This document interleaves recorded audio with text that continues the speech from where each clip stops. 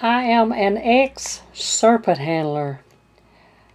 I was a loyal, #1 believer.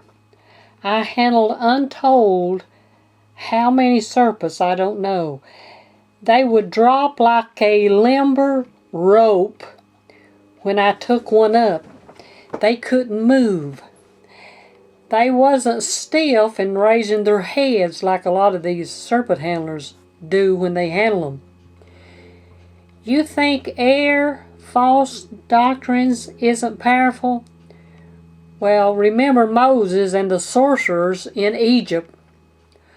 All false doctrines are dangerous and deadly. That's why I must cry loud and spare not, or blood will be on my hands. You can find that in Isaiah 58. I have brothers and sisters still in these churches that I love dearly. I only want to help them, to see what God has revealed to me. One of the main leaders in the serpent handling churches said after reading or listening to the message God revealed to me, the title of it was "The Serpent is Supposed to Bite." Well, after listening to it, he said, "Have I been wrong all these years?" Thank you, Father.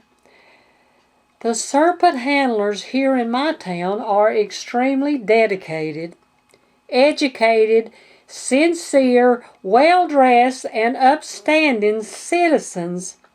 Some are very well off. They're not poor. And they are not crazy and crazy acting like they look on YouTube videos, or I would have never went to one of these churches in the first place.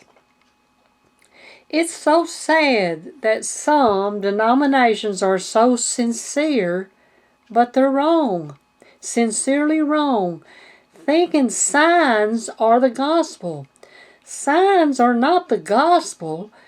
They confirm the gospel that you preach if you preach truth, and the signs are flawless, or they couldn't confirm the gospel. Some die preaching signs instead of the gospel, thinking they are martyrs, but they die in error, darkness, deception, when killed by one of these signs, taking up serpents the wrong way. 'Cause signs are not the gospel. They confirm the gospel. It's heartbreaking. They're so sincere, but sincerely wrong. Paul had a flawless sign. It confirmed the gospel he preached that caused the unbelievers to believe. If the serpent had have harmed Paul, then the sign wouldn't have been flawless. Therefore, no one would have believed the gospel that he was fixing to preach to them. He didn't get carried away in his zeal and start preaching signs instead of the gospel and take the serpent with him that bit him. He continued preaching the gospel, the birth, death, and resurrection of Jesus Christ, and then healed their sick.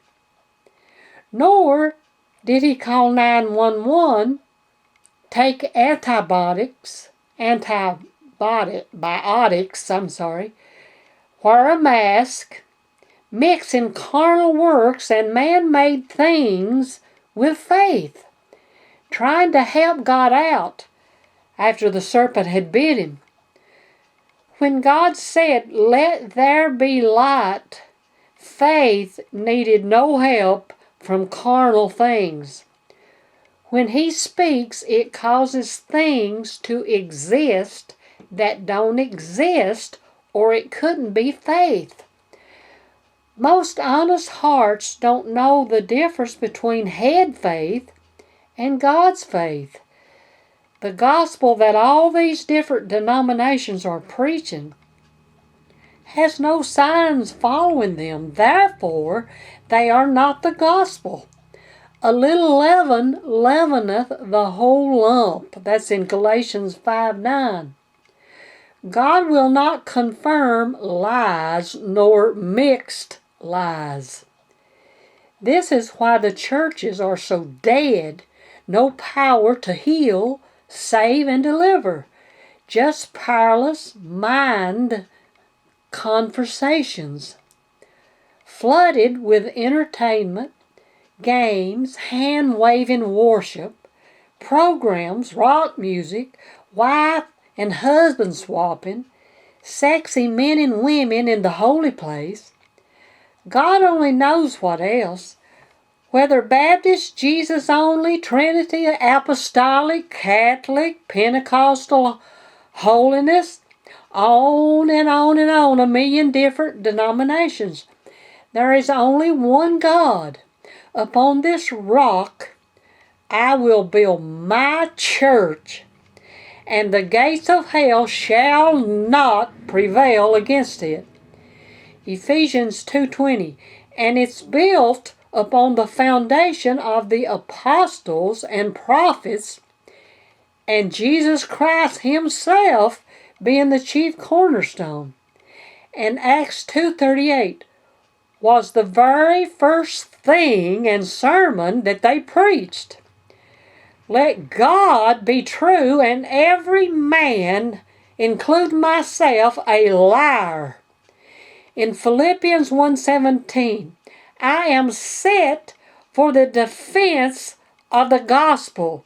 I must cry loud and spare not, or blood will be dripping from my hands.